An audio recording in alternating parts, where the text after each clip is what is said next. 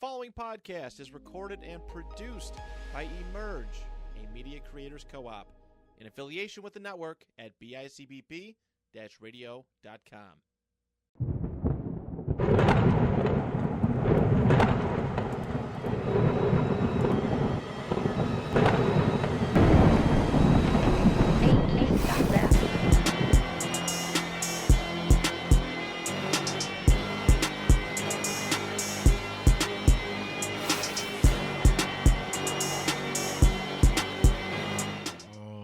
Like what you're hearing, make sure you drop a like, comment, subscribe. We're gonna move on to the NFC, starting with the NFC East, and I want to kick this off because I can't say I expected this, but the Commanders are first, so we gotta start off with the Commanders. And Jayden Daniels is great.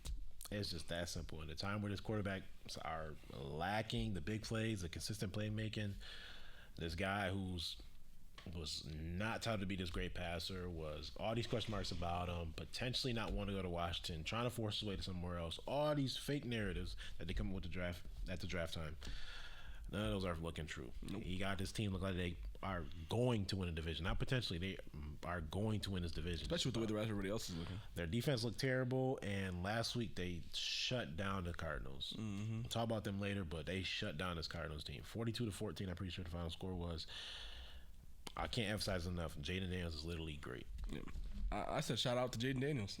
Like, it's that simple. I mean, this guy at LSU had a lot of question marks. He put 3 years at ASU, goes to LSU. He won the Heisman, but it was still a lot of question marks, like I said, as his ability to be an NFL quarterback. Yep. And he goes out there and he has the highest completion percentage through the first 4 games.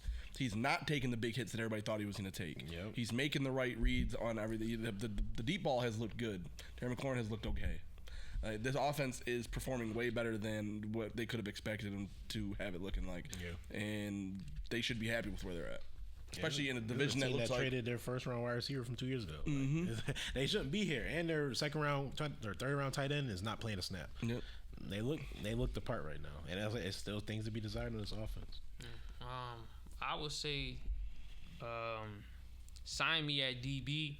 Like, it can't. Y'all already 3-1. The Madden one or you? Like me, but I'm just saying, like, Madden you 3-1. Your DBs is horrible on paper. I should say, sign me. Manuel Ford's back. You know, nah. But seriously though, you know, Jayden Daniels is looking, you know, NFL ready. I thought he was the most NFL ready out of the top 3 quarterbacks. In my opinion, I think Caleb Williams was too theatric. Jayden Daniels just kept it real, you know, did his thing, whatever. So I would say, yeah, man, sign me at DB so you know I can be part of something like that. Have fun out there. I'll be part of something that's bigger than me. Something right. Like, this shit really bigger than football, bro. But you can talk about the Cowboys while you at it.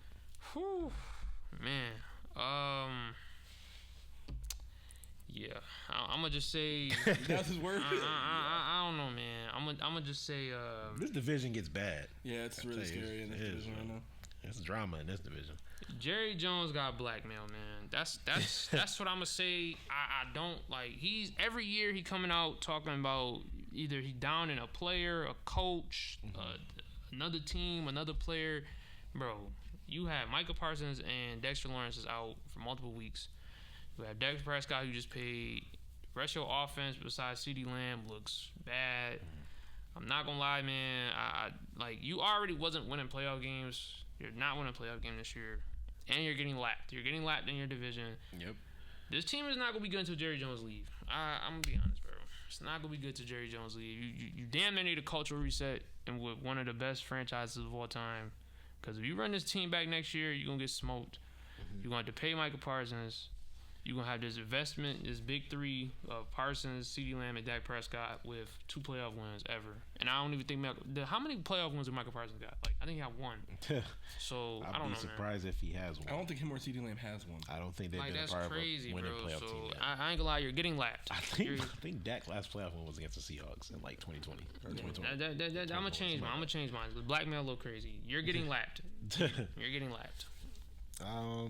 You go ahead, Damien. That's a scary situation in Dallas.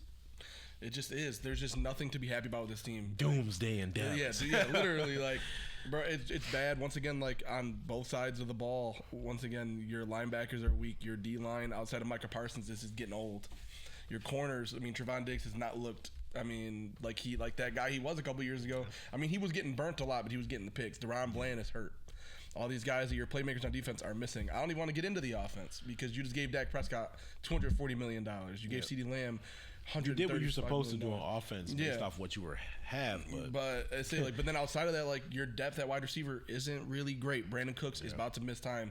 You don't feature Tolbert. Like, am I supposed to think Devontae Turpin is going to be a wide receiver too? Yeah. You know, your running backs, Dowdle, Zeke, Deuce Vaughn. Yeah. Like, it's just bad out there, man. Like I said, us out there, bro. Yeah, like I said, it's just a bad situation for a team that, like I said, is a storied franchise, and they think that this team is gonna be good enough to go out there and compete. It's not gonna work for you. Zeke is starved, bro. Used to be feed Zeke. He's starved. It used to be back in the day. We'll keep it simple. The Cowboys don't look great. Lack of the run game and lack of run defense is a terrible combo. That means you can't run the ball. You can't run the ball out, and you cannot stop the run. So if you are down, you're going to be losing, and if you're up, you're going to be at fear of losing. So even the use of CeeDee Lamb has not been great. I'll be honest. I don't like what they've been doing with CeeDee so far this year, but it's slowly coming on. For CeeDee, he had a really good game against the Giants, but your 2 wins can't be against the Browns and the Giants. You got to do a little bit better than that. Coming off a year where you're already disappointed. I'll move into the Eagles, and it's the same question I asked with the Jets. Got Hurts or Sirianni? Who do you prefer? Do you prefer the guys you pay all this money to? Do you prefer the arrogant coach that is leading you to wins? There's a lot of issues right now, but when a bad relationship comes from player to coach, it's not solvable. I think when you get to that point, it's impossible. And winning is supposed to cure everything. These guys are 2-2 going into the bye, and Devontae Smith has missed time. A.J. Brown's missed time. Saquon Barkley use has been still questionable as far as good as he's been. He still has not been as good as he could be. Like I say, he could be better. So this Eagles team, I'm worried about them. But when that relationship sours, it sours forever. So no getting that back. I said Nick Sirianni needs to go. I'll pick Jalen Hurts over Sirianni. This has been coming since that Super Bowl loss to the Chiefs. Yep. The way Sirianni carried himself, and he's yelling across the field, and he's yelling into the stands, and Jalen Hurts is Mr. Nonchalant. Yeah. He don't like that. He got to grab his coach and tell him to sit down. And then last year to go into that, and he's running his mouth, and they beat the Chiefs in the regular season. And he's yelling at the Chiefs fans going into the stadium. Like 3-8. Yeah. And then you have that late season collapse. You finish with 10 wins, and you were 9-1. You finish with 10 wins, and then you go in and you get stomped by the Bucs. At some point, you just got to make a change. I know last year they had different coordinators. They went and got new guys. Fangio has looked exactly like he did for the Dolphins last year. Yeah, out of his damn league. Yeah.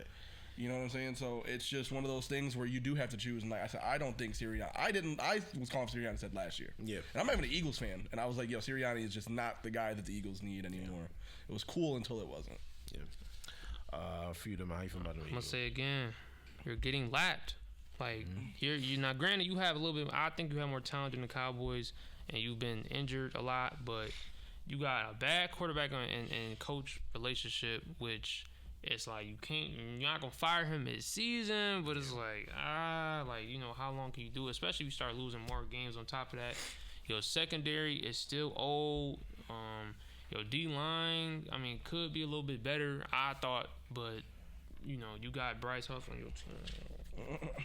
I don't know what effort he putting in, but he runs. He's a big dude, and he runs on the field. He got a jersey. So I don't know. Your defense to me is deteriorating. Darius Slade, how much can you ask for him in year 25? Like, the motherfucker was in practice guarding Calvin Johnson. Now he's in 2024 having to guard CeeDee Lamb. What are we doing? So that would be my thing for the Eagles.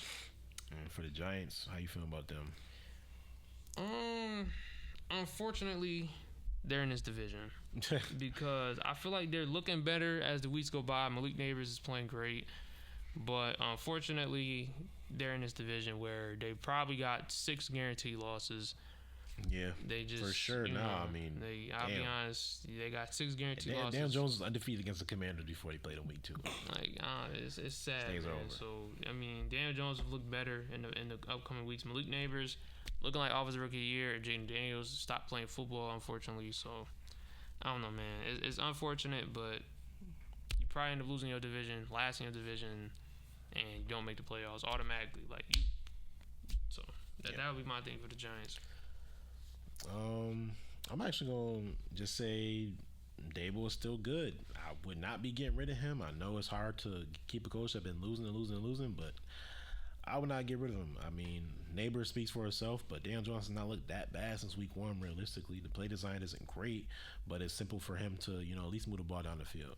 5 field goals against the Cowboys. If they maybe go for it in a different spot, that game looks a little bit different. But if they do believe that Dable is not that good, somebody's getting a really, really good offensive coordinator really, really soon. You know what I'm gonna say. Give Dable, Milroe, and Neighbors. Dude, I'm on the train. This team has been in need of a quarterback change since before they paid Daniel Jones. Now is the time. There's another quarterback class coming. Go get Jalen Milroe. Looking better by the weeks. To Jalen Milroe to Malik Neighbors. That's all I'm gonna say. I don't even want to elaborate on this. That's all you really need. Pushing into the NFC North, probably the toughest division to talk about. I'll let DeMond kick it off with the Vikings because he already was high on them. I love you, Vikings. Love you, bro. Like, But no, let's break up your picks and then we see if you love them. You know what I'm saying? I don't know if I love them. Like, I think they're going to lose and they prove me wrong every week. But, like I said at the start of the season, I had them making the playoffs. I said their defense was going to shock a lot of people with Brian Flores. I didn't think Sam Darnold was going to play this good. Like, I knew he was going to play decent. I didn't think he was going to play this good. My real 5 words I would say, is it QB controversy? Because I'm not gonna lie, JJ McCarthy's 21, 22 years old. He didn't have to start this year, but next year coming off that injury, I'm re-signing Sam Darnold. They're gonna have to compete. I'm not gonna lie, especially if we finish the year off strong. They're gonna have to compete. They're winning games. Justin Jefferson's playing great. I would like to see Jordan Addison step up a little bit more. They got the offensive pieces to keep up with everybody, but their defense is playing amazing. So, is it quarterback controversy there? Next year, you gotta sign Sam Darnold unless he price himself out. Yeah, them two is gonna have to go head to head. So, J.J. McCarthy might be on the bench for 2 seasons. So, I don't know. That's what I would say about them. Go Vikings. How you feel about the Vikings, Dame? It's a great situation to be in. That's how I look at it. I mean, Sam Darnold. I don't think anybody expected Sam Darnold to be that good. I mean, he is playing out of his mind, but Kevin O'Connell is a quarterback guy. He makes these quarterbacks play out of their mind. I miss him so much. Yeah, he's an amazing play caller. He knows how to play to the guy's strengths. Addison being back, Hawkinson's being activated soon. But really, for me, I'm gonna go off just basically saying their coaching staff is my favorite part. Kevin O'Connell coming out and saying what he said about how bad organizations fail young quarterbacks before young quarterbacks fail bad organizations. I miss him. As soon as I heard that, he became a top 3 coach. Is there a way you can just overpay a coach? No, bro. Is there even a way? I don't even know if I. And then Brian Flores always said I already knew that he was a good defensive play caller. That wasn't his problem in Miami. Yep. So they're in a great situation, but that coaching staff is phenomenal. Those would be my 4 words. Next week, Damien's video, the problem with Brian Flores in Miami. A deep dive. For me though, Darnold's here to stay, and it's just that simple. There's no way in hell you can move on to JJ McCarthy after looking this good so far. If he totally collapses, then you're like you said, they're in a great situation regardless. Because then you got a quarterback who I think is very, very destined to make this offense just not be good but great. They can take that McCarthy step up. I thought McCarthy fit the offense. They were in a good situation regardless. Yeah, they were. I thought Darnold would start. I said it from the beginning. I said, I think Darnold's going to start. There's no rush here, and it still isn't. And the rush just got pushed back 2 more years, most likely. If like DeMond said, if he priced himself out, That's this dumbass fault. I wouldn't want to go nowhere besides Minnesota. Played in a dome at least 8 games a year. Hey man, actually 10 games, maybe 10 games. Maybe 10. Yeah. You know what I'm saying? So, they look the part though. They look like a contender. So, for the Lions, I'll say they're back on track. And we're looking good. Things where I wasn't, too high on them this year. I thought they'd win the division, but it's looking more like it's going to be a dogfight. But a 2-game win streak going into the bye. Almost no issues at all with this team. Just slot corner, realistically, maybe even outside, depending on how you look at it. But that slot corner position isn't really good around the league in general. A lot of teams are not good struggle with a nickel, yeah. Exactly. So they are a true contender though. Great run game. Goff looked great last game. Did have 100% completion percentage. Yeah. Jameson Williams is looking good. Aiden Hutchinson looked like a defense player of the year candidate. There's no weaknesses on this team, in my opinion. I said, thank you, Jameson Williams. That's my 4 words right there. He's a demon. I'm gonna come out and say I'm gonna expose myself. I'm an undercover Yama fan. All right? Anybody from Alabama, I'm a fan. Yama fan. So you know what I'm saying. I root for Alabama, especially the skill position guys. They're always fun to watch. But man, Jameson Williams brought a whole different layer to that offense. They didn't have a field stretcher beforehand. Amon-Ra St. Brown was not that. Sam Laporta obviously wasn't that. He's a tight end. Jameson Williams coming out now and being used the way he is with that speed and that ability to get over the top, that just makes them an even scarier offense to deal with than they already were. No, when the game was swinging in Seattle favored just one pass over the middle. And it wasn't even a deep shot. That was an over the middle pass. And he just outran everybody. And he's jogging from the 30-yard line on. Like they said, thank you, Jameson Williams. I mean, those are my 4 words. That's just, they got blessed with that. Like now that he's playing how he's supposed to be for a top pick. Yeah. That's crazy you brought up the Bama thing because you was a Damian Harris fan. You know what I mean? Little do everybody know. You was a Damian Harris fan. My thing is, I'm going to say part 2, see you in February. I got this team going to the Super Bowl with the Ravens. Offense just is too consistent, way too consistent. They got too many ways to beat you. James Williams is playing great, and it's like it's only so many times, like it's only so many coverages you can give him.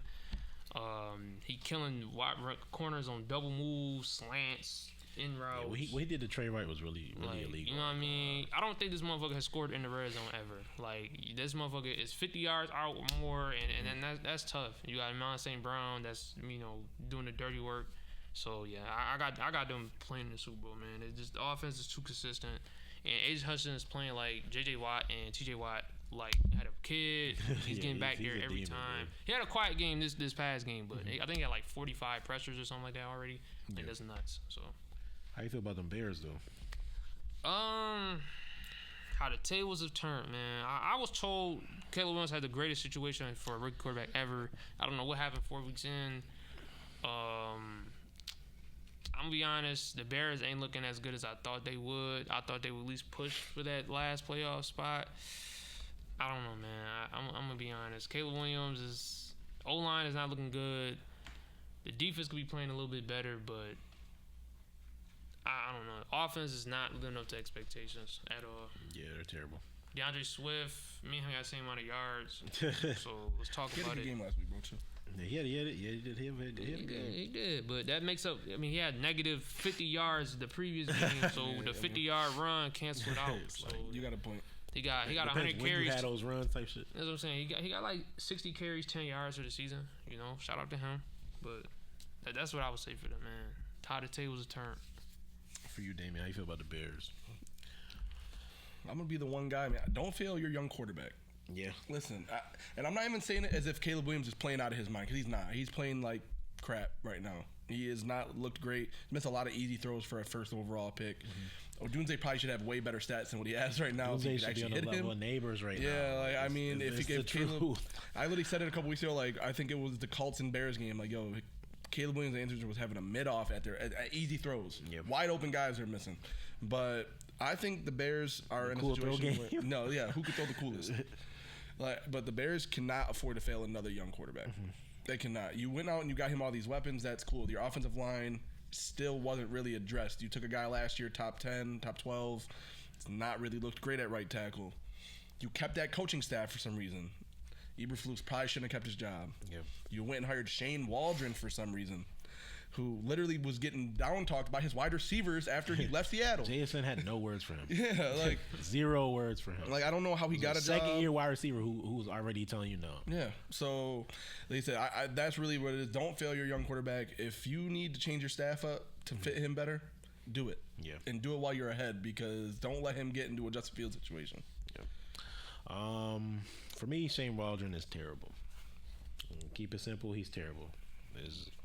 I don't know if he knows how to run a competent offense with a competent wide receiver. Just one, let alone 3. He can't even scheme one open. So DK was having a down year. Tyler Lockett had a terrible year. JSN had a terrible year. The Seahawks offense looked terrible. Not even look competent. Bears offense looks terrible. There's one common denominator. It's Shane Waldron. He should not be an NFL offensive coordinator anymore. I'll move right into the Packers, though. They're last, but they're not bad. It's as simple as Jordan Love was injured, but Jordan Love is on 2 of his team now. So it's a little bit different, like what's really going on here. But he looks like a true gunslinger. They have wide receivers that step up with ease. Very hyped for what Wicks has coming up, but they're fine with their defense causing a lot of turnovers. I do think they're going to win some games. It's just a matter of just finishing the game healthy. I mean, it'd be nice. But going against the Vikings as your first game back by Jordan Love it's a nightmare. Yeah, and especially but he looked the best out of any quarterback that played the Vikings. So playing a team with pressure when you're just coming off a bad knee injury. Exactly.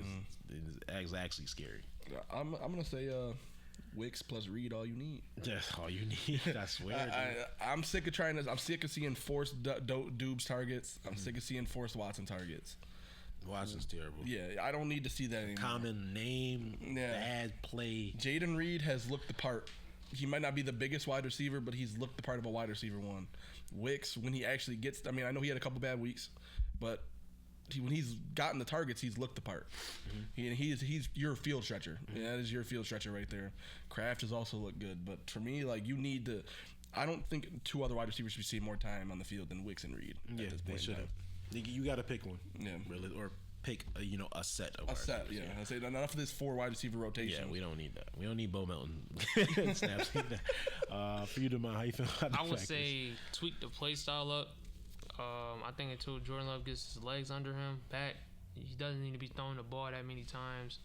Rely on Josh Jacobs. Josh Jacobs should get about 15, 20 carries a game. I don't know who their backup running back is, but tweak the play style a little bit. I think they only had like 8, 7 carries each, something like that. Something crazy. So, they were down a lot that last game. So I would tweak the play style a little bit until Jordan Love gets back 100% healthy. Rely on the play action more. Christian Watson, I think he's going on IR. I mean, I don't want to say trade, like, go get a wide receiver if you want one, but just tweak the play style a little bit until Jordan Love gets back, legs under him. So that's what I would say about the Packers. Moving into the NFC West, we got 2 more divisions left to go. Bear with us here. We got the Seahawks in first place of this NFC West, and I'll kick it off by saying it's exactly what I thought. A good team capitalized on the easy part of their schedule. When they play the Niners is where we realize if they're true contenders or pretenders, depending on which one. But right now, Geno looks great. Despite what you may think about Geno, he's looked really, really good. He handles pressure well. He's getting his wide receivers involved. People thought he couldn't support all these wide receivers. He can. He's been really, really good.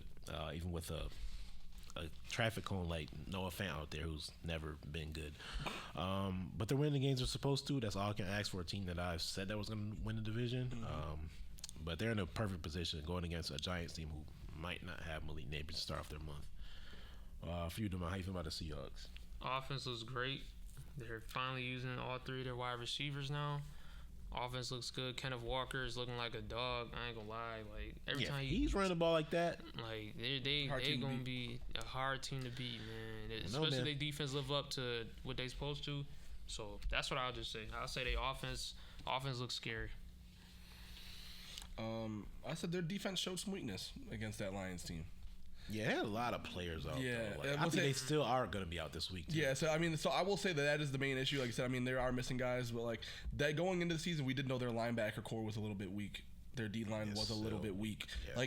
Their secondary is phenomenal. They got players all over the secondary, and that works for McDonald because that was a 3-safety team in Baltimore. He was running all the extra DBs.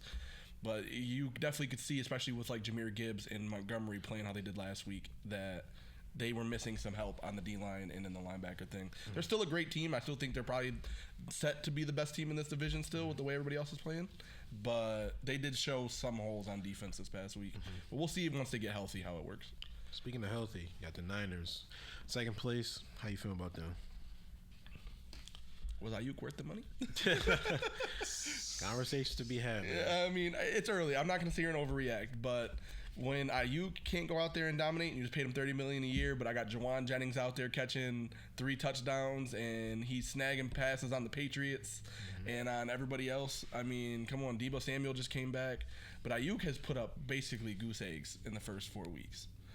It's kind of gotten to a point where it's like, how important is he to this offense?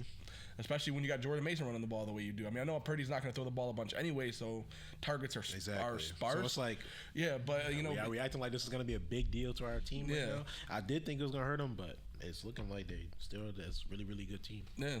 So, how you feel about the Niners, Demond? You made a mistake. I don't know which one you want to account for. You got Christian McCaffrey, who's out. We don't know how long he's going to be out for, but you paid IU, you drafted a wide receiver, and you probably didn't really need to pay him. So I don't know where it's a mistake. Either you didn't need to draft a wide receiver or you didn't need to pay to IU. There's a mistake was made somewhere in that process. I know 𝗥𝗚𝗡𝗚 𝗧𝗛𝗡 had a crazy offseason. But when he comes back, if he plays solid or he's doing like what Jawan Jennings is doing, why are we paying IU? Like, let's be honest. So I don't know. You made a mistake there. I don't know which one it is. We'll see by the end of the season which one you end up paying the price for. Yeah. For me, the Niners are still very good. Despite everything, they have injuries to CMC, Kittle, Debo without in his first month, and they're still 2-2, which they should be 3-1. But they're getting pleasant surprise from Mason and Jennings, which is helping them maintain a good offense. If Ayuk is still bad, then hey man, it's not like they need him right now. And if he does pick it up, then this offense could be very pick it scary. up at the end of the season when exactly. They need you. So that's how I feel about the Niners. Keep it short and sweet there. I mean, I still think they're very good. They got something to look forward to still in this offense, with the return potentially CMC, Ayuk getting back to form. If he has legs. Yeah, if he does, they don't have to cut his legs off. He could be back. For the Cardinals, I'll go right to them. They're still not good.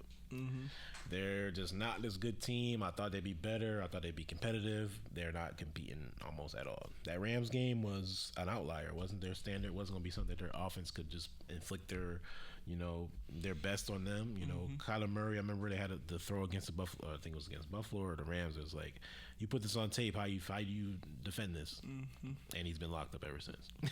It's 13-14 in the last 2 weeks. I mean, I don't think this team is good. I don't think they're going to be good now. I think this rebuilding is going a little bit deeper, and I'm looking at Kyler. Is he the quarterback that you really, really need to run this offense? And that's a question that they got to answer. I said fully feature MHJ or else. What is with this, like, he had 2 targets in the first drive, scored a touchdown. He didn't see the ball again until the third quarter. I get teams are honing in on that because your wide receivers are on the weaker side, but like their first drive they're great. They're unbelievable. They're just terrible at that. Yeah, but it's like they don't know how to play football anymore.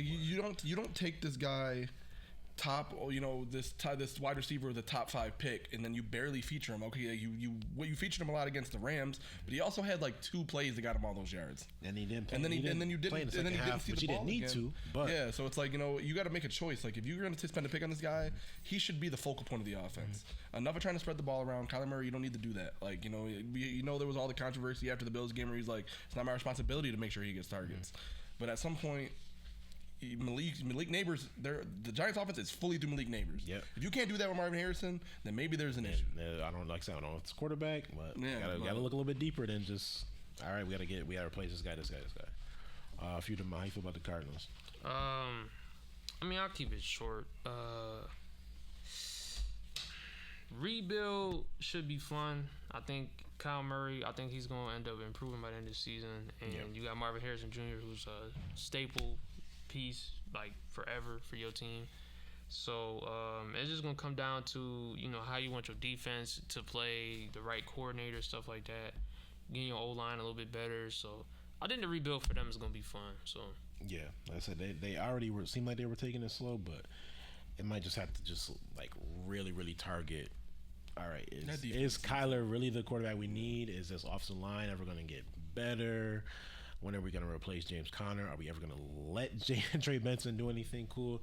This is a matter of a lot of things. For sure. How you feel about the Rams, though? The Rams, whoo! I ain't gonna lie, man. It's over. Sean McVay is leaving. Sean McVay is leaving. Matt Stafford either is going to a different team or retiring. Aaron Donald left. Cooper Kupp is injury prone.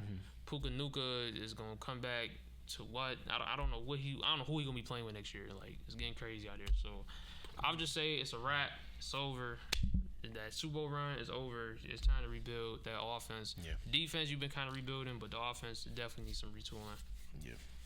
For you, Dave, how you feel about them Rams? I got 3 words. Talk about unlucky. Just unlucky. I'm not even going to get into detail on it. It's just an unlucky team. You last 6 months? Insane. Like, it just has gone all downhill. You lose your rookie of the year from last year, who just had an insane season, and the same following week you lose Cooper Kupp. Now you're throwing to, Tutu Atwell and Tyler Johnson. Colby Parkinson hasn't worked out. You went and got Colby Parkinson. Like, they're just unlucky. Yeah, that's just all I can really say. Keep waiting on your studs. Whenever Cooper Kupp and Puka Nacua are back, a run is possible. As long as Stafford is healthy and McVay is breathing, they're in until they're out. Right. But there's a good chance that Puka might not come back healthy this year, and Cooper Kupp will get re-injured because he has been for 6 out of his 8 seasons. Like, he's only had 2 full seasons. I don't think there's a realistic window for them to probably win a Super Bowl or anything, but I'm not even a year removed from saying that they beat the Lions. You know what I'm saying? Twice in the last year. So there's no real big difference to me with the team. I still think they can make something happen, but it's a matter of when these guys come back. Last but not least, we got the NFC South. Tonight is Thursday Night Football between the Bucs and Falcons. Should be interesting for the NFC South in general. But we got to start with the Bucs, and Baker Mayfield is an MVP candidate. He's been great through the first month. He's shown a escapability that he really didn't have in Cleveland. With getting Godwin involved, they look great. He was not too involved last year, but they look great now. So no Canales, no problem. They look even better without Canales, and maybe there's conversation to be had about Canales, but we'll say that for another day. How you feel about the Bucs, though, Damon? I would say their defense is still good. I know they lost Vita Vea. Devin White was good for them. Vita Vea got hurt?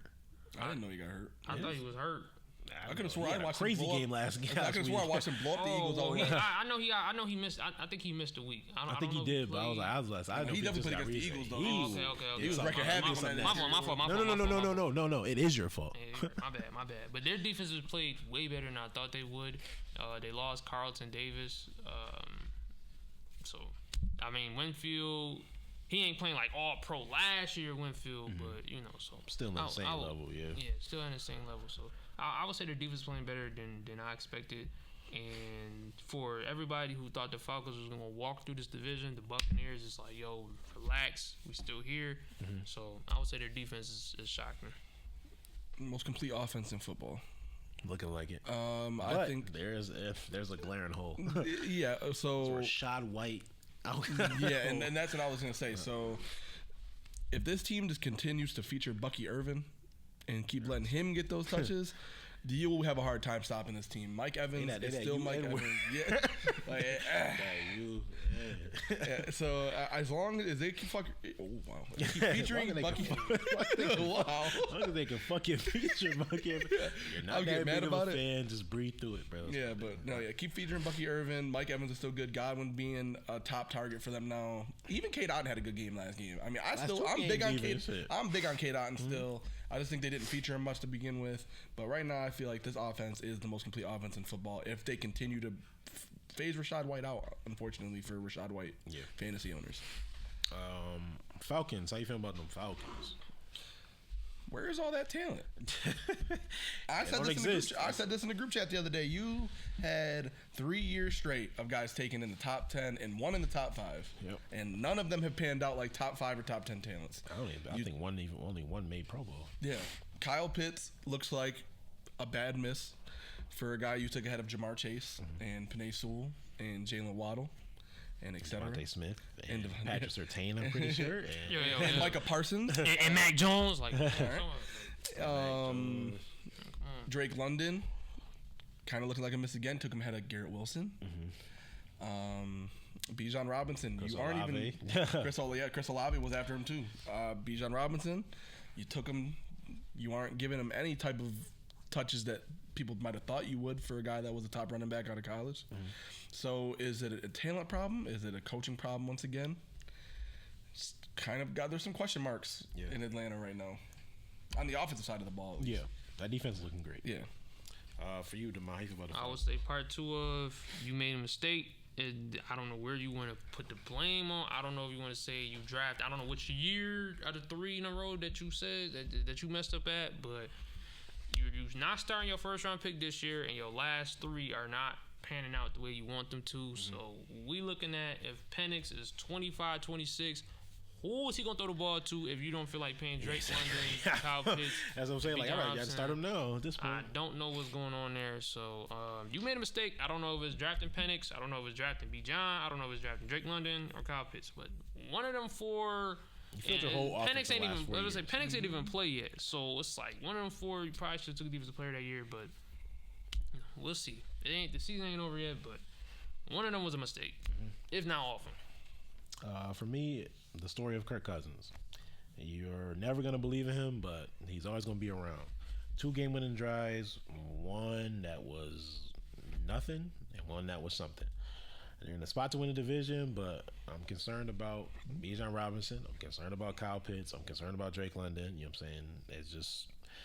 It's not a lot to be desired. We've seen everything that they threw at you in the first 4 weeks. They've been down in every game that they played, and the lack of all of these guys is glaring. I don't think there's a guy you can go to. I don't think you want to go to Algier. I don't think you want to go to Mooney. I don't think you want to go to whoever is behind Kyle Pitts. I don't even know. I don't know who their backup tight end is. I don't know if it's still Michael Pruitt. It ain't Johnny Smith. No I bet you he'll block and get open though. I mean, But it's like I seen this video. I was like, I mean, you can't put Kyle Pitts' hand in the ground and make him a traditional tight end, but you can't line him outside or in the slot as a wide receiver.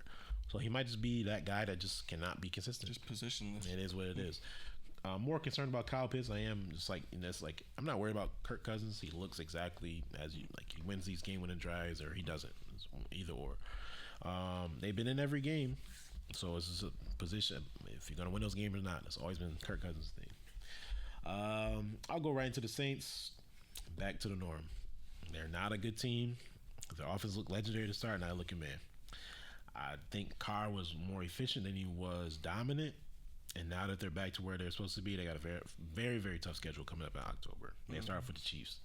That's going to make or break your season. You're already at 2-2. You started 2-0, three-game losing streak, and it's the Bucks and Falcons, and you already lost that pivotal division game.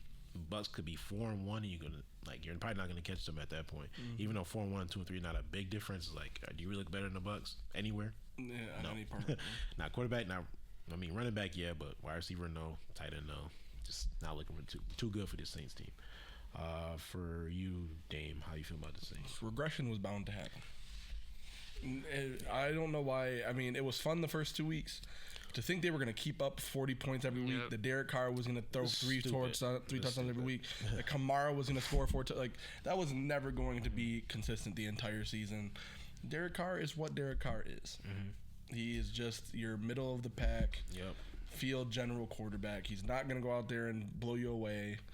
You know, Shaheed was cool catching those 60, 70-yard, bombs. Teams are going to realize at some point that you're doing that, though. All right, let's run 2 high safety against Derek Carr and send pressure. Yeah. That don't look good. Against another quarterback who is not very good against pressure. So it was just bound. Regression, I'm not going to get any more detail. Regression was just bound to happen with the Saints team.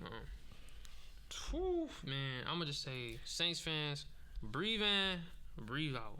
Relax. You were never going to not punt this year. Let's stop acting like this team was supposed to win something. Yeah, they were never contenders. You were going to punt this year. Like, you were going to punt this year. You were going to turn the ball over. You were going to lose some games. Relax. Like I'm a Pelicans fan. I follow Pelican stuff. Them motherfuckers say, yo, Zion look good in training camp, but Derek Carr has to be better. Like, what's going on? Where's the correlation at? Like, I don't know. So, you were never going to be this team that was a top 3 offense in the league. Relax, bro. Like, that was never in the cards. Relax. I don't know why they're acting so surprised. I mean, I get it.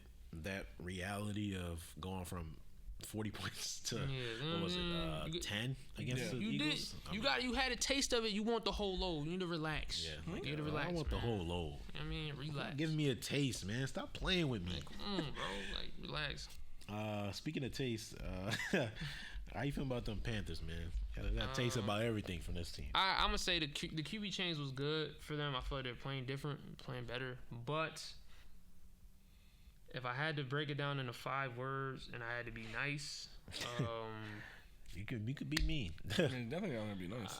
I'm just saying, like, I don't want to come here to disrespect nobody's team, man. You said find the next lawsuit from his team. So we gotta definitely did. But Deshaun Watson's not a good human being for what I'm hearing. I'm not. From my understanding, you know what I mean? So I'm gonna just say, culture reset soon. That'll be my 5 words for him. Regardless, I don't know if Bryce Young gets back into the game this year or not, but The quarterback change as of now is working. I think they're playing better. They're playing more competitively. But you're still not gonna win games. Deontay Johnson's looking better. Adam Thielen's out now, but you don't have the talent. You don't have the damn near the charisma. It's like, like they're just playing like this. Like yo, like you know what I mean? It's 32 NFL teams. They have to be an NFL team right now. Like I don't know if they want to be one. I don't know if they care. But I don't know. It's just they don't got enough. 30 and the Panthers and the Jags, the pussycat. That's what I'm saying. If the Jaguars wasn't playing this shitty, they would be the worst team in the league. But I'm not gonna disrespect the Carolina Panthers like that because the Jacksonville Jaguars is in the NFL. So that's what I'll say about them. For you, Damien, how you feel about the Panthers? I'm sorry, Bryce Young. Sorry, sweet prince. It's Jover, man. That offense has looked way too competent with Andy Dalton. I don't see a reality where, even if they keep losing, you put Bryce Young back in. I mean, the offense is scoring points now. Their weapons have looked. Chuba Hubbard has gone over like 100 yards back-to-back games. Deontay Johnson looks way better than he ever did in Pittsburgh the last 2 games. Xavier Legette looked good in replacement of Adam Thielen. You're going to just put the best guy out there that's going to help score points. Even if it's a bad look. Like, the Panthers said, hey, listen, we messed up. Bryce Young isn't the answer right now. Yep. And you benched him. And so, sorry, Bryce Young, you're still young. You can find another team. But I think his time in Carolina is over with. Yeah. For me, I was like, where is Bryce Young going? It's a matter of where, because he's going to get traded. Since he's been benched, the offense look competent. I think they're averaging over 250 passing yards, around, I think, 26 points average between both games. This team looks good.